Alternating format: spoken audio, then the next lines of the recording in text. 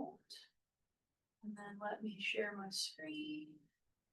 I'll go over here and go here. All right, so good afternoon, everyone. My name is Chris Ryan. I am with the Center for Undergraduate Research and Academic Engagement. We love long titles here at the CRE. I am one of the program coordinators for the Undergraduate Research Opportunity Program, also an incredibly long title that goes by UROP. I am joined by many people. First, I will turn things over for her to say hello. Our Federal Work Study student, returning UROP leader, former UROP leader mentor, Alyssa. Alyssa, do you want to say hello? Hi everyone, I'm Alyssa. Like Chris said, I'm a returning UROP leader and I do federal work study for the CRE. So you'll probably get emails from me every once in a while. But it's nice to meet you guys. Awesome, thank you, Alyssa. Alyssa will be monitoring our chat today. So as we go along, if you have questions, please feel free to put your question in the chat box. Alyssa will respond. We'll also do some live chatting later in the session, so you can unmute yourselves as we go and ask questions a little bit later. So just jot those down and we'll get back to them. And I also have a number of current UROP leaders here, but they're going to introduce themselves in just a second. So let's kind of dive in and let me share a little bit of information with y'all today. Thank you for being here for our info session. So I imagine that many of you who are in attendance today, either in the room or on Zoom, are current or former UROP students. But let's look at things through the lens of a UROP leader, because this is what you're interested in applying for. But who exactly is a UROP leader? UROP leaders are responsible for teaching any UROP students about the process of research, preparing them for their research assistantship, and their poster presentation at the Undergraduate Research Symposium, which happens typically in the late springtime. So in a nutshell, they run our UROP colloquiums. This academic year, we have 88 UROP leaders and 44 UROP colloquiums teaching almost 700 UROP students. So our program continues to grow and grow every year, and we could not run this program without UROP leaders. Because we don't have a full-time staff that's big enough to teach 44 UROP colloquiums every other week. Our UROP leaders also help support UROP activities and events, and they also help mentor their students and support them through for many of them, their first sort of foray into the undergraduate research experience. And they also serve on UROP leader committees, which we'll talk about a little bit more later this session. This is a picture from UROP leader orientation. This is about 85% of our current UROP leaders. We did an orientation on Friday right before school started in August, and took a little picture of ourselves, very excited about getting started for the new school year. Eligibility requirements, I think we've shared these pretty far and wide through all of our flyers and other advertisements, but just want to make sure everybody is crystal clear on the requirements. So you must be in at least your second year at FSU. We're not really concerned about whether you're a freshman, sophomore, junior, senior. We don't look at it that way. So really look at it, is this your second year at FSU? And if so, you absolutely are eligible to apply, excuse me, my copy's worn off. As you apply to become a future UROP leader, you need to have at least 1.5 years left at FSU. Because if you're selected to become a UROP leader, you will serve for an entire academic year, fall and spring. You must have some undergraduate research experience. So if you're sitting in the audience and you're like, I'm a brand new UROP student who's just signed my compact and just started my research project or is about to start my research project, can I still apply? Absolutely. Your minimum GPA is 3.25. So those are our minimum eligibility requirements. I'm going to press on to the next slide. So I think this is an important question because we don't want you to think we're going to throw you to the wolves. So I think it's important that you know how we're going to prepare you. So if you're selected to become a future UROP leader, we will let you know that by middle-ish of November. And you will be placed, we'll ask you what your availability is for the springtime. There will be several options, but you'll be placed into what we call a UROP leader training class. And we will meet with you once a week in person. So this is an in-person training class. You can choose to take it for 0 or 1 credit. You just have to let me know in advance. So when I register for you the class, I do it the correct way. It is a letter graded class, so that's important to remember. And you have to get a certain grade in order to be able to become a UROP leader. I think our minimum grade is a B. And you know, you can ask me more about that later. I don't have that memorized, but that's what my brain remembers. It is led by what we call UROP leader mentors. So you can think of our program as a triangle. So the bottom level of the triangle is all our wonderful, you know, almost 700 UROP students. Many of our UROP students choose to go on to become UROP leaders. Like I said, we have 88 UROP leaders right now. So that's sort of the next level of the triangle. They've all gone through a full semester of training. They also do training throughout the summertime and then get started in the fall and then serve 1 full academic year. But from that cohort of UROP leaders, we reach out to the best and the brightest to become UROP leader mentors. And so our UROP leader mentors are at the tippy top of our triangle, and they help us teach our UROP leader training classes. And I oversee them. I attend all the classes. I help with all the planning. I probably chime in entirely too much during class, but it's a great way for me to get to know our future UROP leaders, because I will be your supervisor, things of that nature. But it's a really great class. In the class, you're going to develop the curriculum you're going to use with your future UROP students in your UROP colloquium.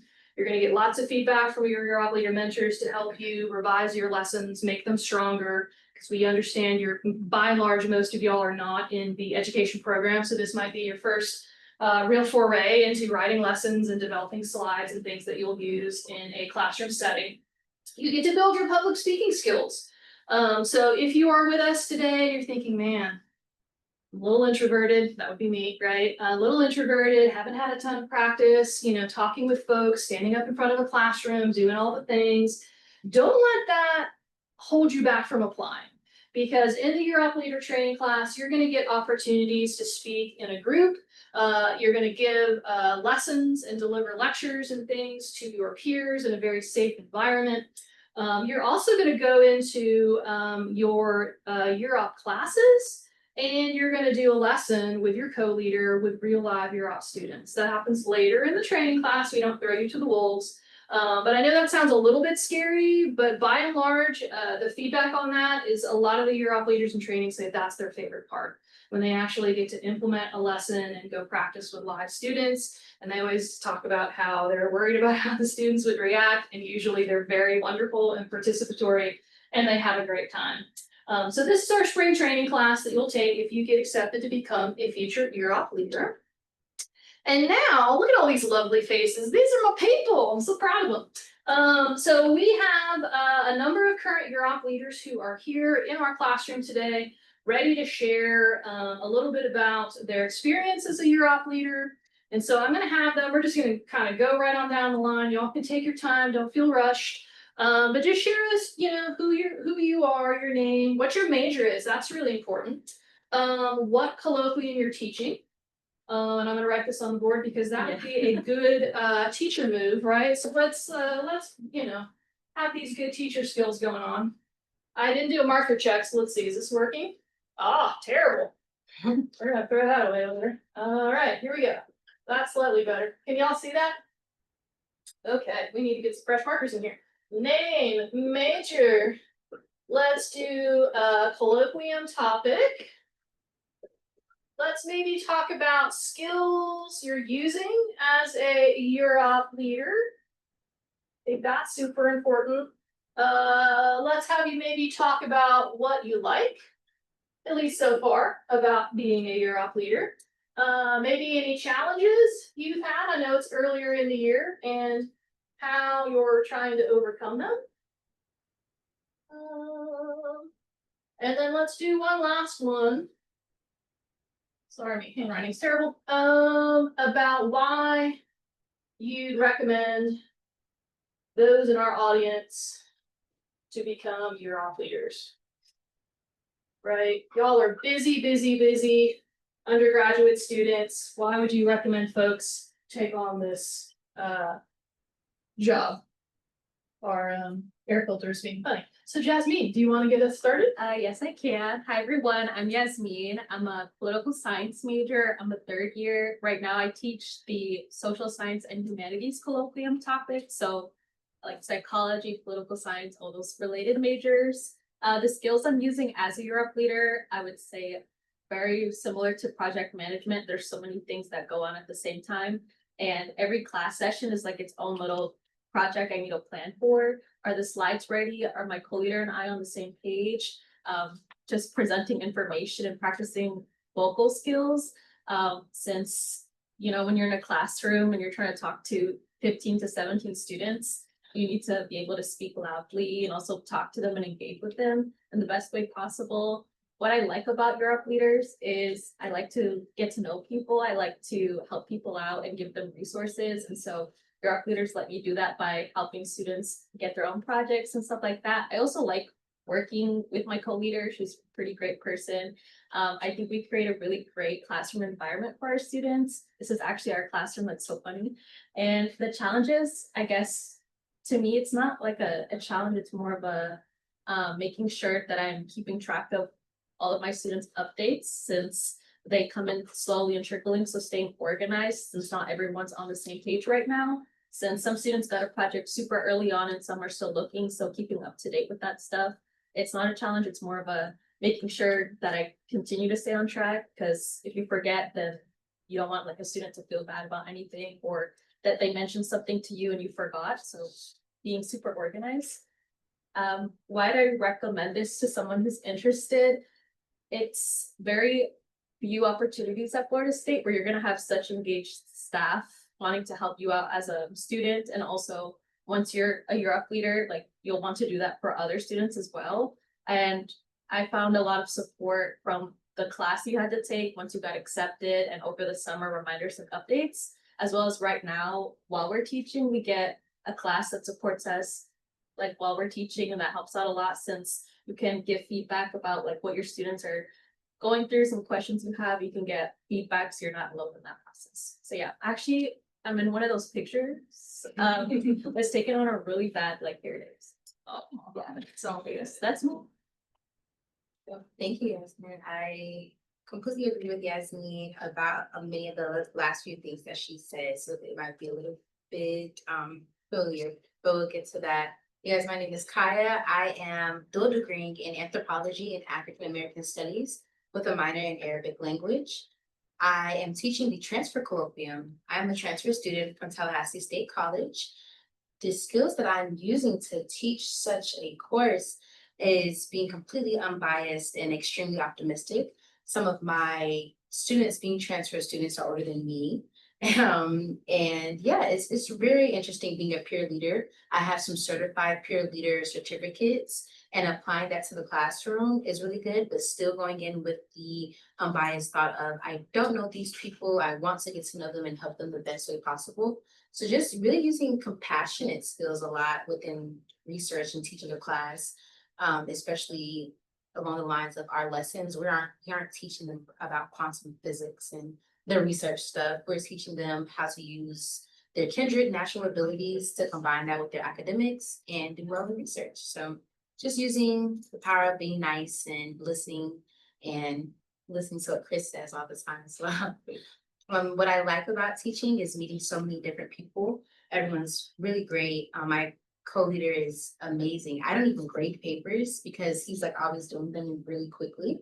But yeah, it's just really good being around like-minded individuals on a campus that is Tallahassee in general is very much known for its football and it's fun, which is really great. But a lot of people don't know about the #1 accredited research program in the nation, which is here at FSU. And so this is really cool being a part of something that can be very impactful.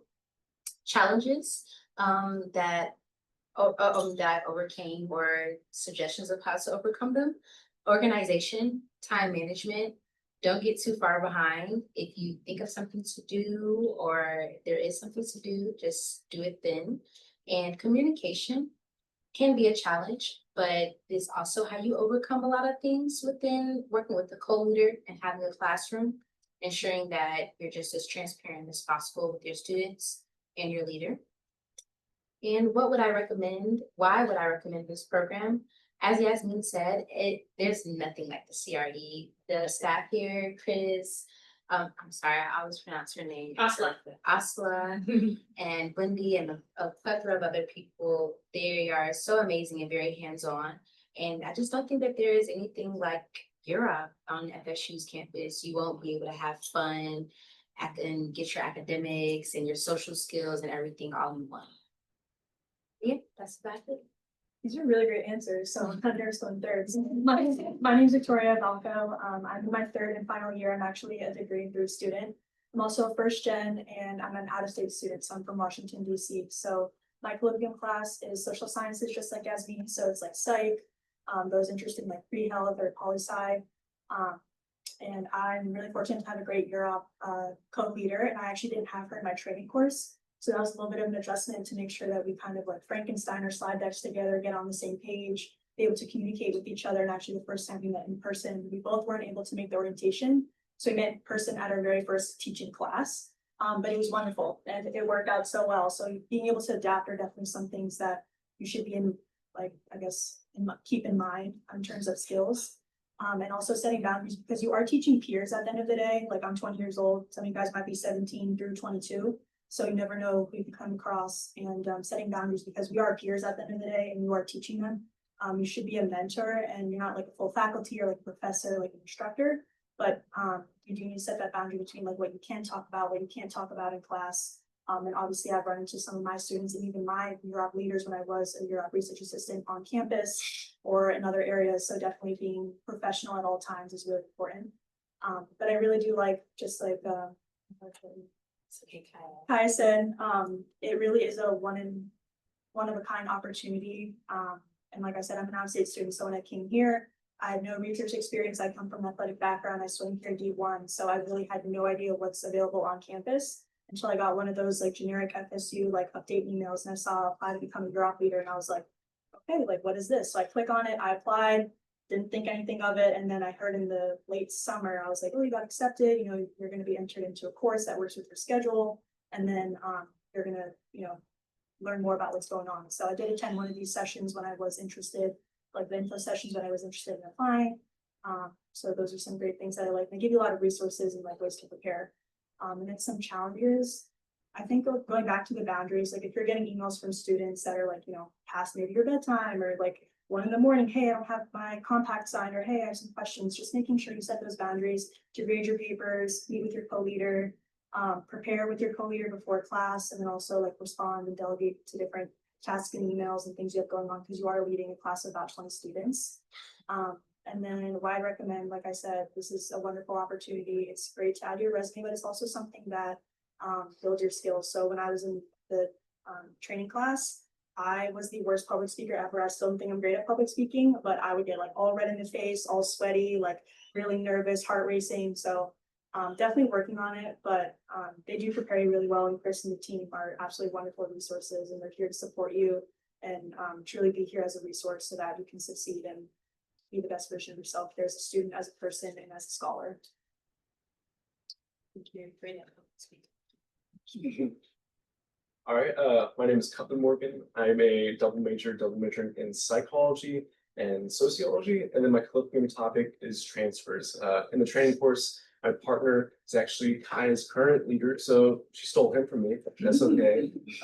Yeah, so we had fun, and so my colloquium, the course I teach, it's very, because we're also teaching to transfer students. You know, what you said about peers is that there's a lot of people our age, so there's some people that might even be older to us. So it's weird to kind of express that we do have some understanding and training above them, but also peers at the end of the day. So keeping that boundary. But yeah, and also as a transfer course, we also emphasize a lot of like, you're not just getting acclimated to, you know, research, but you're also getting acclimated to this campus, like this culture here. So we emphasize that a little bit too in the transfer sections. But the skills that we use a little bit, it's definitely time management. You got to set aside time for a lot of things like preparing PowerPoints, you know, applying to emails and relaying information mainly. So what I like, we've only taught for a couple of weeks now, but I can say that even so, I feel like I'm seeing a lot of growth between my students, a lot of engagement in them with each other and the classwork. So getting to see that, I really enjoy it. And what I think I've even grown too. I've never considered myself a great public speaker as well. I've never considered myself a super confident person.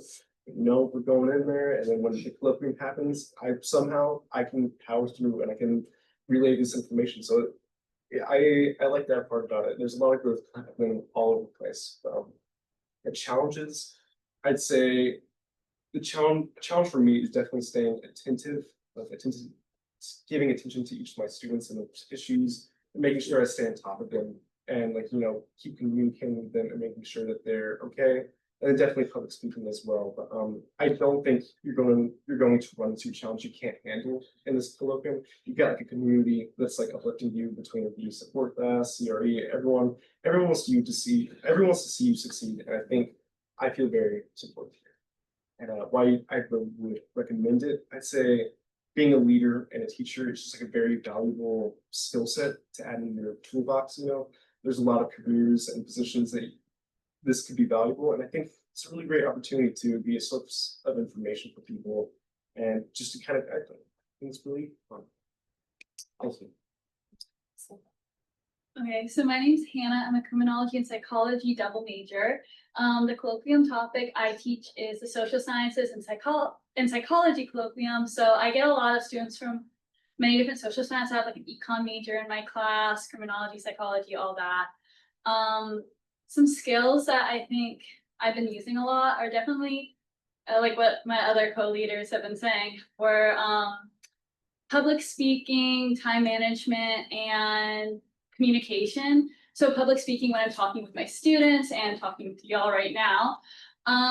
Then time management, I will say I'm very busy, and so is my co-leader. So we really have to figure out times to work together and prepare for our lessons.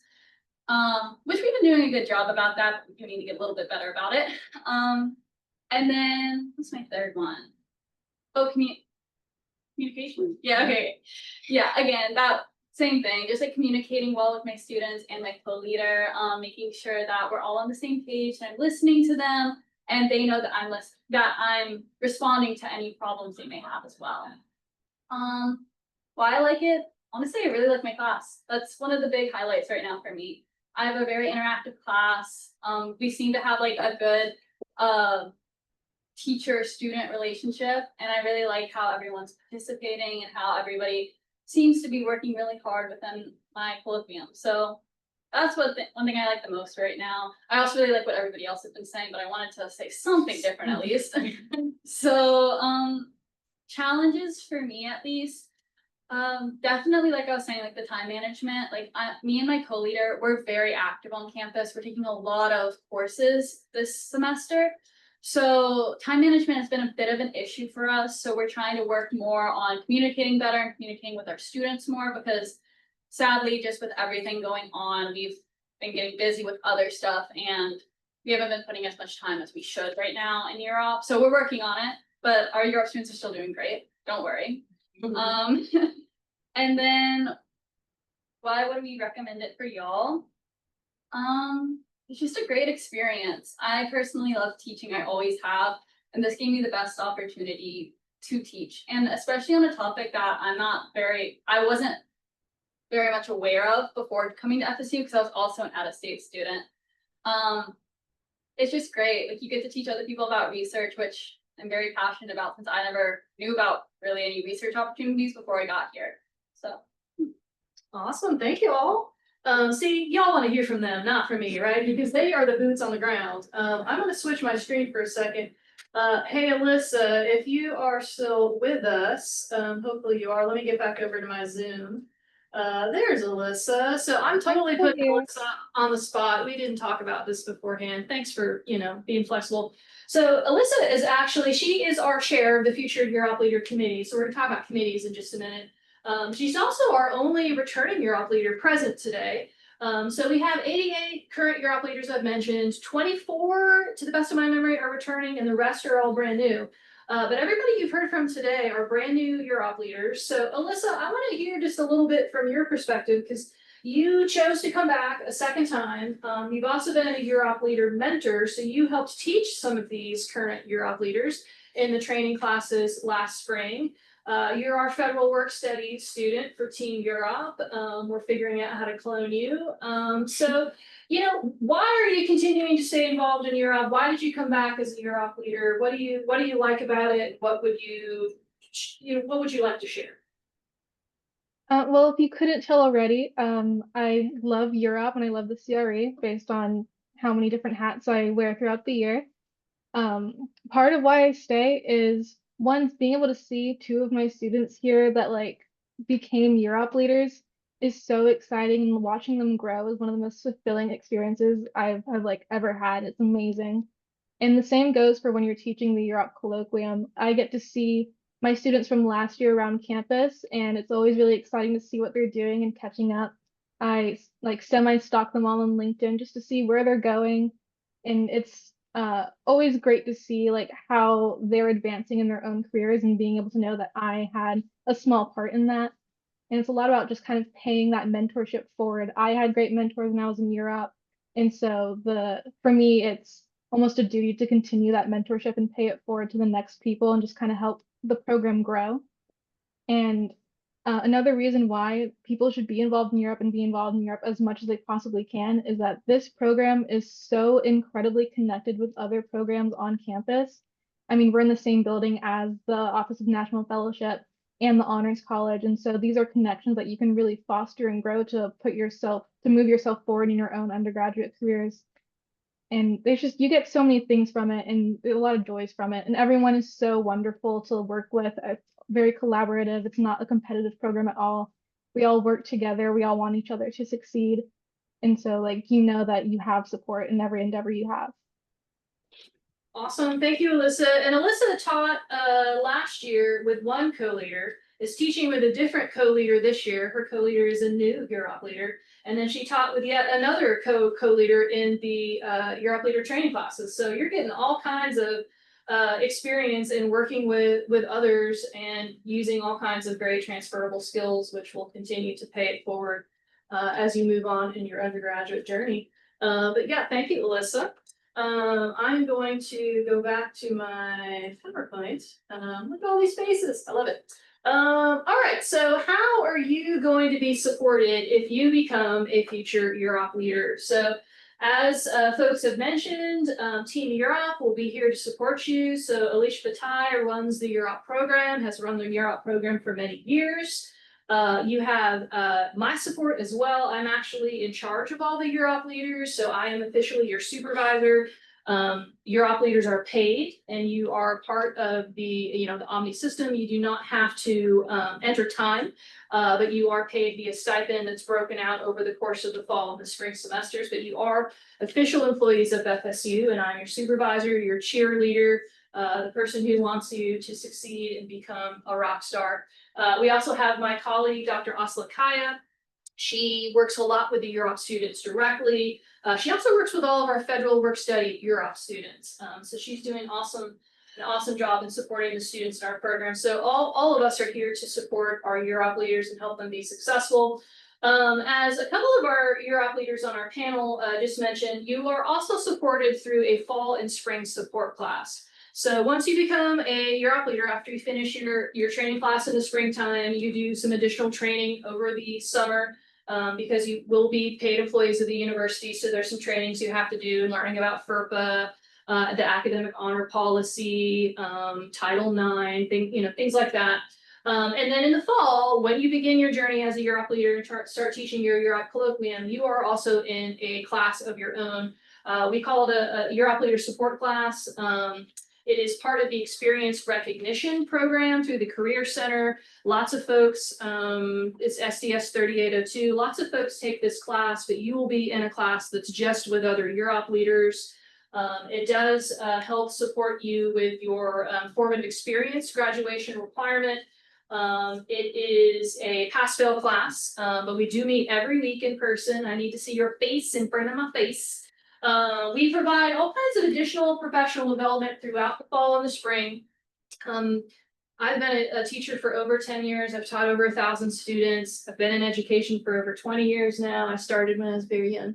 I'm kidding, I didn't. And so I feel like I could learn something new every single day as an educator until I die, right? So just because you take one semester of a training class doesn't mean you don't need additional support to grow in your teaching skills. So we try to squeeze those in the support classes and help you with classroom management, engaging your students, answering questions like, how do I deal with students who are turning in late work? How do I deal with students who aren't participating well enough? All those kind of things we provide in the support class.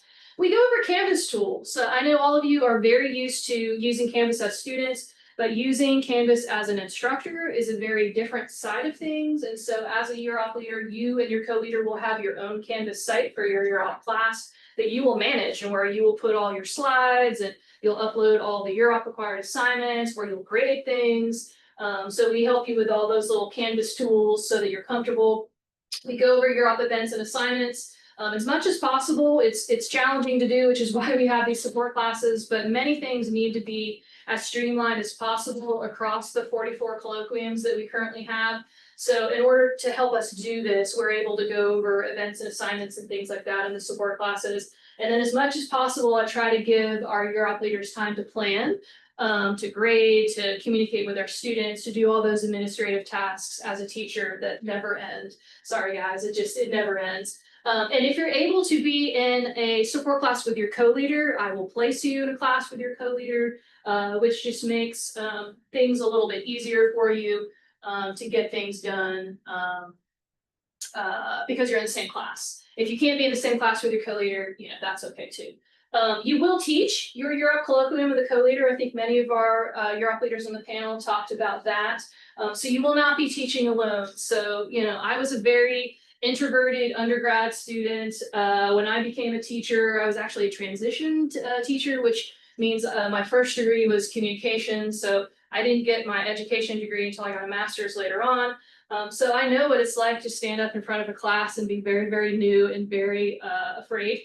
So I love the fact that we have all of our UROP leaders teaching with a co-leader. Just makes it easier, right? There's strength in numbers. So you can share ideas with each other. You can support each other, in life events. Go sideways, maybe you have somebody that passes away in your family, or you experience some sickness, or I don't know, you have to go out of town to do a conference or other presentation, something fun. Your co-leader can kind of step in and cover for you, and then you can do likewise when your co-leader needs it as well. You can share in the grading load and all those great things, and hopefully maybe develop a new friendship as well. In the support classes, we also bring in guest speakers occasionally to help you learn more about campus resources and campus partners. So far this fall, we've had Shaw come in. We're going to have the Reading and Writing Center coming in soon to talk about transferable skills, particularly to help all of our UROP leaders who are about to apply to grad school, but also for other UROP leaders who are thinking about applying to fellowships, scholarships, getting ready for different things in their future where they need to update their applications, their resume, their LinkedIn. How do they make the most out of their UROP leader experience and sell themselves on paper to others, right? So we've got the Reading Writing Center coming in soon to help them with that. So yeah, these are our support classes again in the fall and in the spring. We meet an hour and 15 minutes each week. What else can I share with you? Let's see if I can go to the next slide. Why is it not going to the next slide? There it goes. Fun stuff. So we do have fun stuff when we have the funding for it. So this is a picture from a while back where we did a bowling party at the end of the year. We had pizza, we had cake, we had vegetables, we had fruit, we had all the snacks, and we just had a good time and bowled together, listened to music, played pool, things like that. So when we have the funding for it, we do try to gather up our UROP leaders and socialize. As you notice, some of our UROP leaders here in the panel don't actually know each other because we have 88 of them, and they're not all in the same support class. They weren't all in the same training class. They weren't all at the same orientation. So their paths sort of come and go like ships in the night. So having doing fun stuff occasionally helps them to connect more with one another. So what else can I share with you? So our application deadline for our future UROP leaders is Thursday, October 9th by 11:59 p.m. So I'm going to show you in just a second on our UROP leader website, you can access the application. You can check out frequently asked questions and answers to those questions. and you can learn more about becoming a future UROP leader. We need applicants, by the way, I want to mention, of all kinds. So as you heard from our UROP leader panel, some are former transfer students who are teaching our transfer section. So if you are a transfer student yourself, we love for you to apply. We really want our transfer sections led by transfer students because they know what it feels like and they can help support their students better than someone who hasn't been through that experience. We need folks in social science. We need folks in all kinds of STEM fields. We need nursing students and engineering majors especially. We know you have extra busy majors, but we would love to have you as future UROP leaders. We also need folks in creative arts, in English, humanities, all the non-STEM. We cover it all. There's so much research happening on this campus in STEM and outside of STEM. So we would love to have any and all of you joining us. Let me show you our UROP leader website. Let me minimize this for a second. So I'm gonna drop this in the chat real quickly. All right, boom. And then let me go back to my slide here. So our UROP leader website, lovely picture, which you've already seen. But up here at the top, it talks a little bit about, again, our application deadline, October 9th at 11:59 p.m. You can click here to access the UROP leader application. We've got a little bit of information for you and reminds you about that 1 credit hour training course I just mentioned if you do get accepted to become a leader. Talks a little bit about you teaching your UROP colloquium if you become a UROP leader. Reminds you on the eligibility requirements. Miss Alyssa has created a lovely visual timeline of what it looks like to become a UROP leader in training, moving through the training class, going through summer training, and then becoming a UROP leader for the fall and spring. So thank you, Alyssa, for your lovely creativity. And then we've got some dates on the side that I kind of want to point out. So again, the applications close on October 9th. And then this is roughly between October 10th through 15th. Team UROP, Alicia, Asla, and I will review all of the applications, and we will take time to read all of the questions that we've asked you to answer. And then our goal is by October 17th, we will reach out to all the selected applicants who we would like to have come in for an interview. If for some reason we don't choose you to come in for an interview, we will let you know. So we will not ghost you. So you'll not be like sitting in the wind wondering what your status is. We will be doing interviews between October 27th and October 30th. Fair warning, if you come on the 30th, I may be dressed up as a Halloween character because my office loves Halloween and they've all nominated us to dress up. So I tried to say it was an interview day, so I may be some kind of character of some kind, so I apologize in advance. And then after we do our UROP leader interviews, we have to go through all of our data. We will take notes and things while we're interviewing you. And then we will let applicants know by November 17th whether they've been accepted to become future UROP leaders, whether they have not, or whether they're on the wait list. We try to do wait lists as much as we can. We'll give you a deadline for when you need to tell us of your answer. That way we can pull folks off the wait list if you for any reason have changed your mind, which is absolutely okay. And then after that, we will work on getting you enrolled in your training class for the springtime. Let me mention while I'm thinking about it. So if you are selected for an interview, just to kind of plant this seed, you'll meet with us here in the HSF house on the 3rd floor above the Chick-fil-A.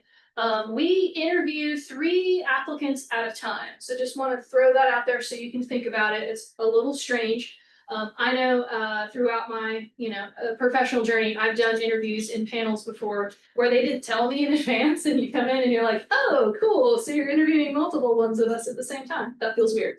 So we will interview 3 of you at a time, mainly because we can't have this process stretched out, for weeks and weeks and weeks. On the other side of the table, just so we're not becoming like, intimidating, will be at least 1 member of Team UROP, so myself, Alicia, or Asla. And then on either side of us will be 2 members of our future UROP leader committee. And so they will be current UROP leaders who are on our future UROP leader committee, who will also help ask questions, listen to your answers, take notes, and things like that. So just kind of wanted to share. The interviews will last about a half hour long. And if you are selected for an interview, we'll give you lots of times to sign up between October 27th and 30th that meets your schedule. And we'll kind of let you know what you should wear and, you know, things like that that you need to know to prepare. I feel like I missed the slide on future UROP leader committees. So it skipped right past it. So let me stop before I ask you guys if you have any questions. So as a part of our UROP leaders' responsibilities, a part of their paid stipend that they get, everybody is involved in at least one committee. And so we've got 3 committees. So if you become a future UROP leader next summer, when I'm placing you with your co-leader and assigning you to your colloquium and assigning you to your topic and assigning you to your support class, it's a whole thing. I lived in Excel land for a while. And as a former English teacher, it's kind of painful, but I do it. And so I'll ask you, hey, which committee is, you know, your number 1 choice? What's your second? What's your third? And I do my best to place everybody in their first or second choice. But we have the events and social committee where you help plan and attend events and coordinate volunteers. For example, in a few weeks, we're going to have the President's Showcase of undergraduate research excellence in the Student Union Ballroom. And so we've got a number of UROP leaders who will help run that event and help it to be successful. We also have an outreach committee who represent UROP at various tabling events and other outreach opportunities, and also create social media posts to go on things like Facebook and Instagram and whatnot. And so we have folks also tabling at things like Market Wednesdays and to help advertise our various events. And as I mentioned, we have our Future UROP Leader Committee, which is my committee and my favorite committee, who help recruit new UROP leaders and participate in interviews and participate on panels, as you have just seen. Let me also, before we move on, so if you scroll down on our UROP Leader website, I will be placing today's recording on the website probably by tomorrow. If you want to check out any more testimonials from former UROP leaders, here's Bella, who I worked with closely last year. You can listen to Bella and some other UROP leaders share their experiences on why they think you should become a future UROP leader. And then you can also, if you scroll back up, click on this little link up at the top to check out some of our UROP leaders and see some of their bios and their pictures and all that good stuff. If you go here and you click on our little link to access the UROP Leader application, it's going to open in a new window for you. And the application is in SurveyMonkey Apply. We've got a little information for you here at the beginning, little blurb, a reminder of the eligibility requirements, and then basically you're going to log in and fill out your application. We have just a couple questions for you. It's not anything too burdensome. Couple of short answer questions for you to tell us a little bit about your experience, what undergraduate research experience you've had so far, things like that. So it's not a long application, but don't wait until 11:45 on October 9th to do it. You'll need a little bit more time than that. All right, so let's see what kind of questions we might have. Let me go back to this page right here. And we will go ahead. First, Alyssa, did you have any questions that were asked in the chat that you weren't quite sure how to answer? No, I think we're doing pretty good right now, but someone just asked, are first-year juniors able to apply to be a UROP leader? So for eligibility requirements, we don't, it sounds weird to say we don't care, but that sounds a little harsh, but we're not concerned with whether you are freshman, sophomore, junior, senior. We don't look at credits, we look at years. So you need to be in at least your second year here at FSU or right now in order to apply as a UROP leader. And you need to have a year and a half left right now in your undergraduate journey to apply to become a UROP leader. So good question. Yeah, we got some questions in the classroom, Alyssa, so I'm going to toss it over. Go ahead, what you got? Yeah, like on average, how many people apply to be a UROP leader, like per year, would you say? Yeah, that's a good question. So my brain is getting old. I want to say last year we had between 80 and 90 applicants, I want to say, and I think we ended up when all was said and done, after everyone successfully completed the training classes, we ended up selecting around 70. So it's competitive, but right now it's not hugely competitive. I would say it's more competitive between STEM folks the non-STEM, because as you imagine, we have lots of folks who would like to become future doctors, future veterinarians, and they're trying to get not only their research experience done, but leadership experience connected to research as well. So yeah, it's a bit competitive, but I would say if you're even remotely interested, apply. We'd love to check out your application. Yeah, another question. Yeah, sorry, one more question. I saw on the website earlier when I was looking that it said like rising second years Yes. are able to apply. What does that mean exactly? So you're currently in your second year at FSU. You can Okay. apply. Okay. And you have at least a year and a half left in your journey here at FSU to apply. Yeah, it's a good question. Yes, sir. What you got? Like on an average, how many hours do you need to spend on like working with this? Yeah, beautiful question. So again, you are paid as a UROP leader via stipend. So it's supposed to average out to around 3 hours a week. So some weeks you're gonna work more, some weeks you're gonna work less. Like during spring break, we hope you don't work at all. Christmas break, we hope you don't work at all. But it averages out for the stipends. We continue to pay you guys throughout the whole year. But the goal is for y'all not to work more than 3 hours a week. Like it includes like the And that includes your class. That includes the time you're teaching your op colloquium. okay, and like when we take those courses, like the training classes. Yeah. Would that also be about 3 hours or is it less? No, at that time you're just that sounded bad. You're not just, you are a future UROP leader in training, so you're not paid when you're in training. So you do not get paid until you start as a UROP leader in the fall. So you'll go through, it's not tons of fun, but it's important, right, to get paid. You'll go through a process with our HR representatives who are fantastic, and they'll help you fill out your paperwork. They'll get your information on my brain just totally lost its train of thought, but they'll help you get all of your paperwork done. And then you'll have to go through some like new employee training, even though that sounds weird, but yes, you are an employee of FSU. They'll help you through all that. So you will officially start getting paid as a UROP leader in the fall when you start teaching. Yep. Good question. Yeah, kind of. To maybe, I'm not sure the best way to say it. That's okay. To add on to an answer for his question. Yeah, please maybe do. For other viewers. Yeah. Explain that this core class for 1 credit hour, which Alyssa just stated, is on top of your regular classes. Yep. It can be a bit much if you are not managing your time wisely. Yeah. Yep. And yeah, that was it, just making sure that, because I don't know why that was so confusing for me, but the support class is kind of like assigned to you. Yep. Go ahead. I would Victoria. also add that the training class is really helpful because you design all of your content, like you're given content, you're not like creating anything from like dead scratch with like here, just like create whatever you want. Like you are given requirements and you will create your side decks, your lesson plans, your communication plan with your co-leader. Hopefully you get them for the fall, but if you don't, like I did, that totally worked out for me. It's all good. But the bulk of the work is done in the training class, that once you enter into the fall, you have your slide decks. If anything, you're throwing in a few little updates or like updating a link or like a mentee or Kahoot poll or something like that.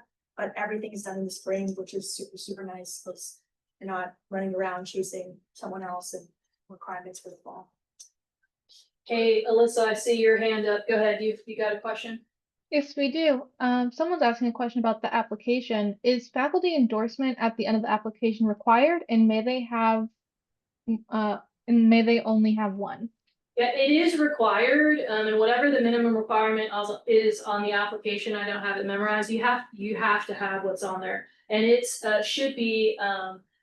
I think we say in the application that it has to be somebody who is a faculty member, so it can't or staff, but it can't be like a graduate assistant. So yeah, it is required. Yeah, go ahead, Hannah. I will say for me, I did life coaching here at FSU and I had my life coach give the endorsement for me. So that's an option too if you don't want to do a teacher. That's great. Good to know that, Hannah. Thank you. Thought I saw another hand. Yes, sir. Yes, and the last question kind of leads me into this. I wanted to ask how much creative control you have over your course, because I know when I was a UROP student, there's a number of things that later on I wished had been told to me in the classes, or I wish that had been taught to me. So how much of it is a rigid curriculum that you have to stick to versus, how much you can personalize or add for the students? Yeah, that's a great question. I would say there's a good bit of wiggle room. There are a number of things that you have to cover, and your classes are only an hour long and they go by really quickly. So it really depends on if you have a particular passion, like let's say the week we're doing research, integrity, responsibility, ethics, and you have some things that you feel really passionate about sharing around those topics. You know, some things you may have to cover a little less to personalize it a little bit more, if that makes sense. So yeah, we give you a little bit of wiggle room. I know our transfer sections especially do a wonderful job in adapting to their audience, because their audience's needs are so different than the UROP leaders who are by and large teaching students who are first year students. So the kind of support that the transfer students need is quite different. I've been seeing all kinds of wonderful things that our transfer UROP leaders are doing. Even, you know, going on field trips to the Career Center, Mr. Cutler and his co-leader Kara, to, you know, familiarize themselves with the Career Center and get to know like what they offer and what they do, and talk about the professional closet and just all the things. So yeah, little bit of opportunity to customize. I don't know, any UROP leaders want to chime in on that? Yeah, I can say like, there's definitely like, you know, a few objectives that you need to hit. There's a couple of activities you might need to include, but you know, you kind of get freedom in like how you teach these things, and like if you want to teach some of your own things of like some of your own ideas that complement the lesson well, include it as too. You know, there's like a lot of things in like the slides we've created so far and the lectures we've created so far. Like I have included like, hey, I thought this was interesting. I might want to include this too because I felt like it'd be worthwhile to teach in the classroom. So you get a lot of freedom, I'd say. I just wanted to say that I always include stuff on my slides, and the students really appreciate it. So anything that, of course, that is approved by Chris is good. I was also gonna add that like you are a mentor too, so like sharing your own personal story is really important to like show that you are personable to students. So my co-leader and I, like she has a very different background, I have a very different background. So when we teach our class and we have like our personalized slides, she'll say something, I'll say something different, and it's really nice to have that kind of dynamic. Because you do get to like share ideas off of each other and bounce things off instead of teaching by yourself where you might miss something or you might not feel comfortable or embarrassed or anything. So it's really nice to have a co-leader. Awesome. Yeah, that made me think about Reagan Haddix, who was one of our UROP leaders last year, who taught the transfer section as well. And I remember one of her students, we were walking to class together. I think we ran into each other in the parking garage and we're heading in the same direction. But he was talking about how he loved that Reagan, at the end of every week, sent out campus announcements to the whole transfer section class about just fun things going on around campus, and just really trying to help their students find their place at a very big, busy campus, and help them to figure out how to make FSU feel a little bit more like home, and how to help them make friends who have similar interests. So yeah, I love when our UROP leaders go above and beyond the required curriculum and really focus on, as Kai was saying, like just, you know, being empathetic and putting yourselves in the shoes of your students and being kind and being helpful and just helping them to have a great undergraduate experience, both inside of UROP and outside of UROP, because that's what we want. What is this last question we had regarding the endorsers? What information are they expected to give the CRE? I want to be able to inform mine of what they will need to do, what I ask if they are willing to endorse me. So basically they should just be able to talk about you as a student. Doesn't have to be anything like incredibly you know, specific, or like you don't have to be have worked with this faculty member for the last, you know, umpteen years. They need to be able to talk about what kind of student you are. You know, we want folks who are going to be responsible and going to be on time and going to have good attendance and you know, going to work hard and things like that. So they just need to be able to talk about you with a little bit of specificity. So that's important. Don't pick a stranger to do your endorsement. If all your classes are taught by grad students, who else is acceptable to ask for an endorsement? Why don't you email me that question, and I will ask my my supervisor, Miss Alicia Bataille. So here is my email, kryan@fsu.edu. If you wouldn't mind just emailing me that, and then I'll ask Alicia and I'll email you back. Because I don't know the answer to that, but I'll find out. Yes, sir. How is an endorsement different from a recommendation? They don't have to write a letter of rec. So basically, when you're filling out the application, you're just putting down their name and that they can vouch for you as, you know, as someone who would be good to become a future UROP leader. So you're not asking them to write a letter or submit a letter on your behalf. So For an endorsement. yeah. So it's easy. They don't have to do anything but be ready to say something about you if we contact them. We may not have to do that. Other questions? Melissa, did we miss any other ones? No, I think you got all the ones that just came through. Okay, well, sounds good. Well, look at us, 4:24, 6 minutes to spare. Thank you all for being with us today. If you have any questions after our meeting is done today, let me just go over and share this last screen with you. You are more than welcome to contact Team UROP at cre-urop@fsu.edu, or you can skip the middleman and email me directly at kryan@fsu.edu.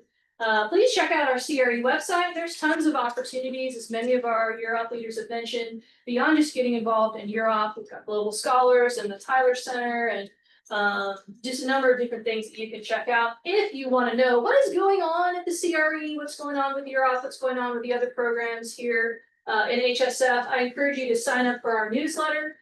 My colleague Wendy does an awesome job with the newsletter, and she sends it out regularly to keep all of our students informed on different ways they can become involved. You can also check out our various social media platforms, which Wendy keeps updated regularly on all the events. We've got Facebook, Instagram, and LinkedIn. All right, so thanks everybody for being here today. I'm going to go ahead and stop my recording. Let's see if I can remember how to do that. Nope, that's not it. The red button. Nope. It's a red button. It's the red button. Here we go. I got it.